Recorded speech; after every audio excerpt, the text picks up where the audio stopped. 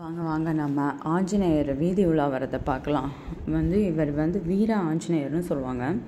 ஆனால் ஆஞ்சநேயர் அழகாக இருந்தாரோ இல்லையோ, அவருக்கு பின்னாடி உள்ள மானை தான் எனக்கு ரொம்ப பிடிச்சிருந்தது.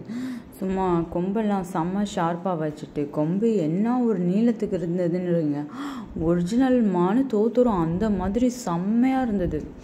இப்படியே பார்க்கும்போது ரியல் மானோட ஆஞ்சநேயர் வரா மாதிரி இருந்தது. செம்ம சான்ஸே இல்லை, அவ்வளோ சூப்பராக பிரமாதமாக வச்சுருந்தாங்க.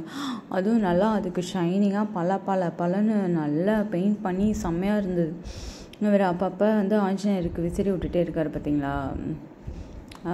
ஆனால் அந்த எல்இடி லைட்டுக்கே நம்மளால பக்கத்துலேயே போக முடியாது, அந்தளவுக்கு ஹீட்டு ஒரே அப்போன்னு அப்போம். அதான் ஆஞ்சநேயர் பக்கத்தில் இவ்வளோ லைட்டை வச்சிட்டு இருந்தா அவர் என்னத்துக்கு ஆவார்?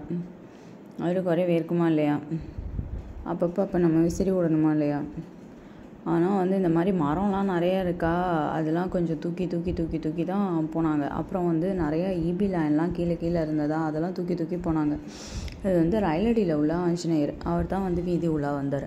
இது ஆக்சுவலாக வீதி உலா வரலன்னு நாங்கள் நினச்சிட்டு இருந்தோம். ஏன்னா ஆஞ்சநேயர் வராருன்னா எய்த்து வீட்டில் உள்ள மக்கள்லாம் டீப் லைட்டை 4-5 கொண்டு தெருவில் போட்டுவிடுங்க. ஒரு வீட்டுக்கே 6 டீப் லைட்டு 8 டீப் லைட்டு போட்டு வச்சுருக்கோங்க. சாயங்காலமே போட்டுடுங்க ஆஞ்சநேயர் வீதி உலா வந்தார்னா. ஆனால் அன்றைக்கி ஒன்றுமே போடவே இல்லை. நாங்கள் நினச்சோம் சரி வரல போல் அப்படின்னு. கடைசியில் பார்த்தா வந்துட்டார். ஆனால் ரொம்ப லேட் பண்ணலை, சீக்கிரமாகவே வந்துட்டார். ஒரு 11:30 11:15 வந்துட்டார்.